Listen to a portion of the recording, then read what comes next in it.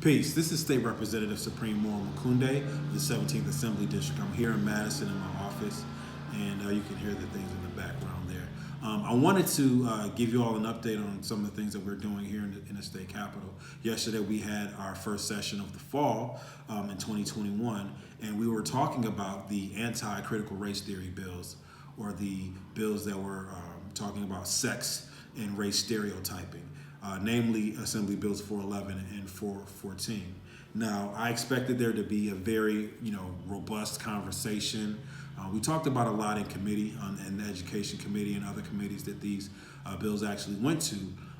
However, yesterday I was not astonished, but it was revealing that the individuals brought up Dr. King. Is this what Dr. King would want?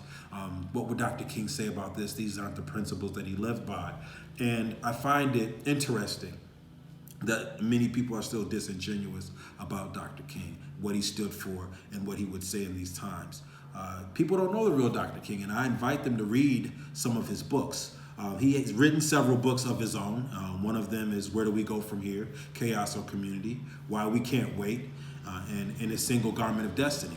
These are three books that I've read that have given me a real understanding of who he is as one of the greatest orators, theologians, and Americans and patriots in the sense of challenging the system that we have. Also, I don't want young cisgendered white men to feel that they are so fragile that they can't be given the entire history and the truth of what has taken place in our country, and that we can talk about the entirety of what it is and how racism is interwoven into our society, and that they can still address it and be a part of creating, solving solutions that can help us to get out of these things as well.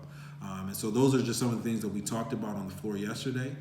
This big thing about critical race theory, and making sure that we understand how racism still plays that part. Dr. King himself talked about, having a sense of somethingness, but also living in a world that stabbed him in the face every time he walked out of it. So imagine being a black child where that still happens even to this day in 2021, and it continues to happen. And then being told that, no, it's not even something you can discuss in your classroom. And so the bills passed because the Republicans have a majority. However, we do expect them to be vetoed by the governor.